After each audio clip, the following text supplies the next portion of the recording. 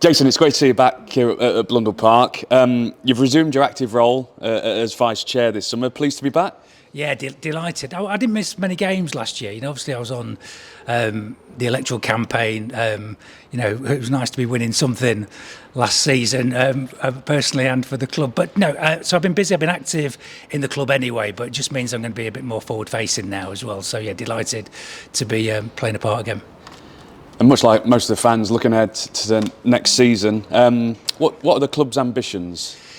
Yeah, since we came in 4 years ago, we're ambitious for the club to keep progressing. I think last year, was a good testimony to that. We ran an unscripted experiment over the last couple of seasons, didn't we? Where, and we didn't use data in the club and didn't have a completely aligned strategy. We ended up around the relegation places. And last year, with everything in place, with an aligned strategy, clear leadership in Polly and David, and obviously using the data to improve the squad, it shows what that alignment can do. So I'm really excited for this season because I think for the first time in the 4 years we've been here, everything's in place, and so I'm hoping that we can progress and go one better than we did at the end of last season. But I feel really optimistic. And of course, as well as the men's first team, we've got the women's team, we've got the women's Euros in Switzerland at the moment. How important is that women's side to this club? Yeah, it's huge. I mean, it was hopefully people got the signal when we brought someone like Polly into the club who had experience in the women's game. Part of that was obviously to improve the club overall, but a commitment to our women's team as well. And I think we're making progress there. Look, we've got to do it at the right pace. Clearly, there's a challenging investing environment for the club overall, which we think we're making progress on. But at the same time, we're hugely committed to the women's game, and it's great, hopefully, to see them emulate the success and progress that we're making on the men's game as well. And as the fans will have seen, we've got a few new faces in the squad this summer. Can you tell us a bit more about the player recruitment and that link up with Jamestown that we've got? Yeah, I think people are well aware, and I won't bang on about data too much, it just get me in trouble a couple of years ago, but it's a massive part of what we do, right? And it's a competitive edge to us.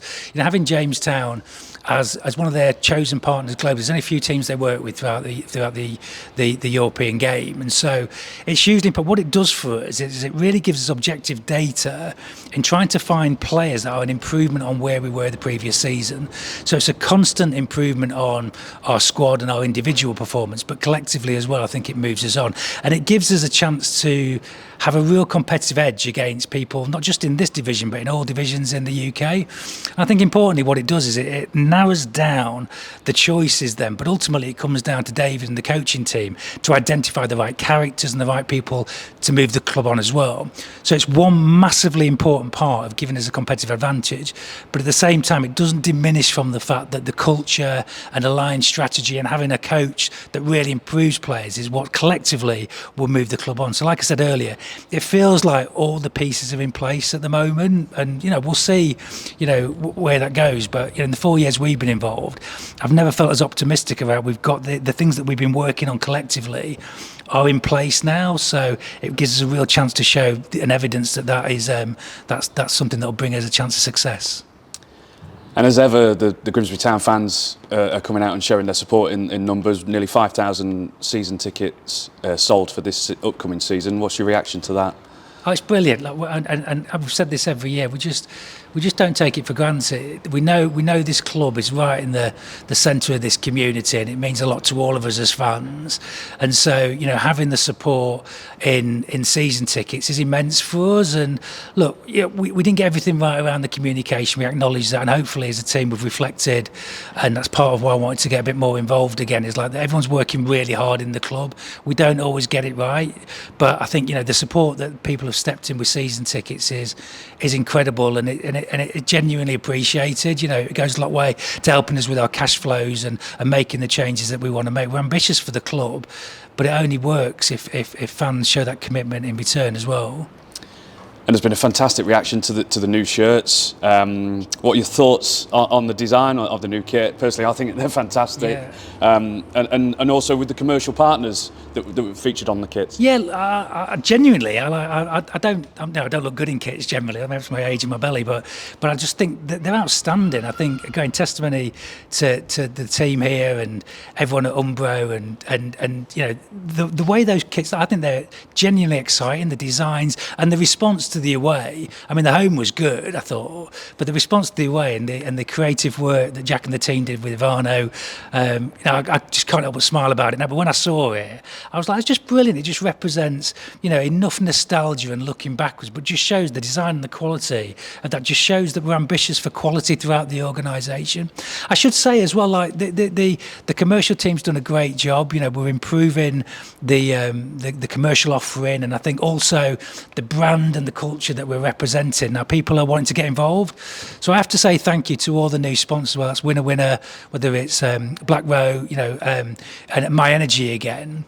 I must say though, Pete at 3Q is making some bold claims about the shorts have slimming values. So we've got to distance ourselves a little bit from Pete's claim. They look fantastic, but I'm not sure they make you look slimmer. But no, look, when I talk about this community and the fans, those 4 brands supporting us both financially, but actually supporting this club and the players day to day is a huge testimony to what this town is. So I just want to say a personal thank you to all those businesses, and we've got more businesses coming online to help us. It massively helps with us as we're trying to improve, but when those players go out, literally they are supporting those players day to day in every game next season. So I just want to say a personal thanks to all those brands for stepping in, and hopefully there's more coming along. But it helped. I can't say how much it helps us. It's amazing, and I love it. It just those local businesses supporting us as a club and as a town and putting their money where their mouth is just outstanding. So I just wanted to mention that today. Yeah, and just on that, Jason, we've got the Ramsden's sponsors of the upper and lower opposite as well. It's great to bring the Ramsden name. Yeah, I wasn't sure I was supposed to mention that. Thanks, Scott. No, look, I spoke to Nick last night. Ramsden's is one of the iconic businesses and brands in this town. And look, the association with this club and with that stand in particular, after the last number of decades, it's remarkable. So, again, I want to thank Nick personally because, just the association over decades and what that business is to this town, but to this club in particular, their family commitment and now another financial commitment. It's really moving, actually. It's remarkable. We've been calling for it. And so the fact that we're starting to see people like, they know what we're about, they know what we're trying to do. We're doing this because we love the club, we love the town, we love the place. And so seeing people like Nick and the Ramsden's family step into that conversation is just, it's really, A, it's really helpful, and B, it's really moving. So, it's phenomenal that we've got a name on that stand again, and just got to take people some convincing now not to call it the Findus or the Youngs or something, but at least Ramsden goes in that sort of lexicon, and hopefully we can keep that relationship going for years so people call it nothing but the Ramsden Stand. And of course we're here at Blundell Park. There's always developments, there's always things to be doing here. Lots of work going on. Can you just tell us what's happening with the ground? Yeah. So we've had steelworks done in the main stand again. So this wonderful old stand is we're making sure that it's fit for purpose, and we did the work with the post last year, but with some steelworks in the corner.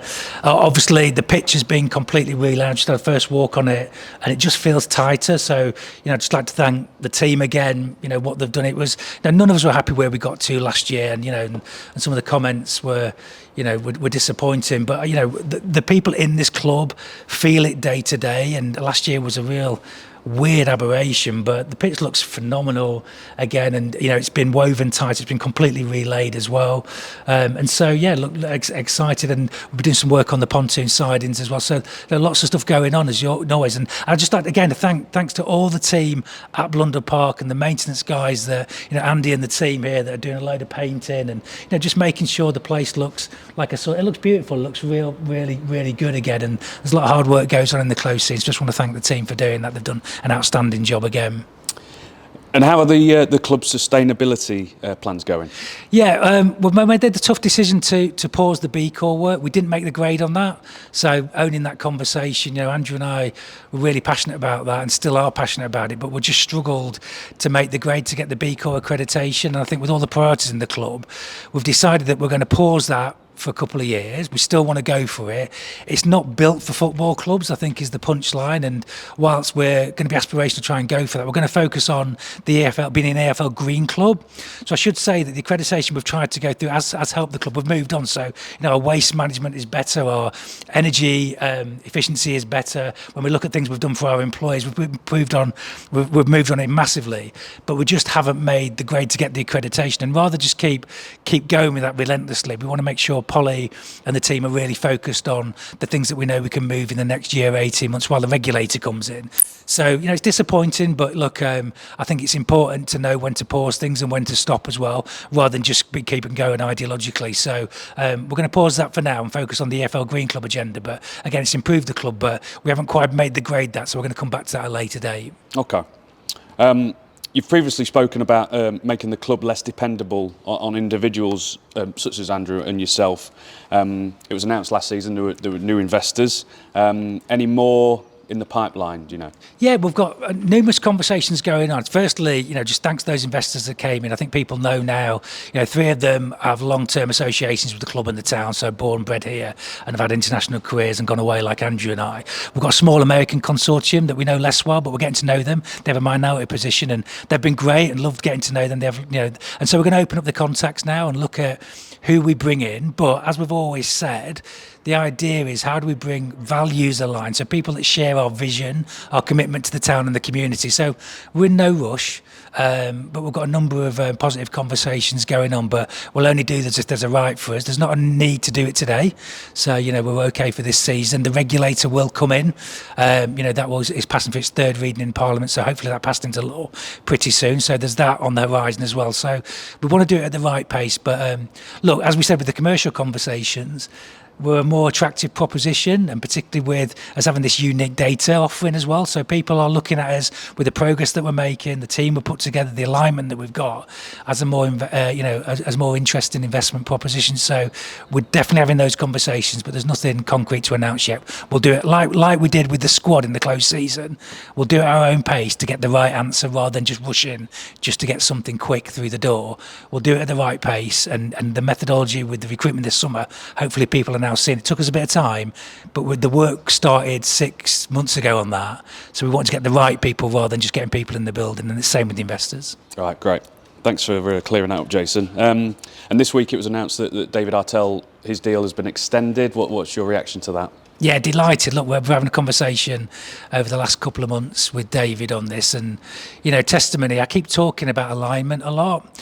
In businesses and certainly in football clubs, having alignment is really important. We've got a really clear strategy. We've got clear cultural values we want to represent in the business and the town, and having the leadership in Polly and David that can improve the organisation and bring the organisation on is massive for us. So it's took us a couple of years to get to that alignment, and David's a big part of our future. I think people saw last year that experiment we ran that took us from relegation fodder to knocking on the door of the playoffs within the space of 12 months is nothing short of remarkable. And you're around him day to day, you're around him, people are open to seeing now, they see, he wants the best for this club, and we're ambitious for this club and for him, and we think it's both reward for what he's done, but also a setting out our ambition that we want him around for the next few years. And if he keeps progressing, we've got to match his ambition as a club by going up through the divisions. I think we can do that, but equally we want the best for the people. So we're delighted that it was a very easy negotiation. We're delighted. We love working with him. He's a great character. He's a great leader, and he wants to improve himself and other people, and you're seeing that in the quality of improvements you saw last year. So we want to make sure that was both rewarded, and delighted that he's agreed to sign. But it wasn't a difficult negotiation at all. No, I can imagine it's great news for the club. And finally, Jason, have you got any messages for the fans? No, just strap yourself in again, right? It's going to be great. Genuinely, I'm more excited this season than I've been in many years, whether we've been involved with the club or not. We've got this alignment, we've brought real quality, and we had quality and improvements last year, and a testimony to all the players that have stayed and those that have moved on. But we're improving. Objectively, we are improving the technical quality of the players we're bringing in. That's in the data, it's unquestionable. So we've got a coach that can bring that group together and can improve, as we saw last year. So it feels like it's laid in front of us as the opportunity to really be optimistic about the season ahead. And look, if you can't be optimistic, in July, then you're never going to be optimistic, right? So, but I feel really good about. It feels like we've got the pieces in the right places for the first time in many years, and so yeah, everything looks great, and the squad looks great, and so yeah, optimistic about the season ahead, and looking forward to seeing everyone back in Brunner Park, at the beginning of August. Great. Cheers, Jason. Thanks for joining us. Thanks a lot.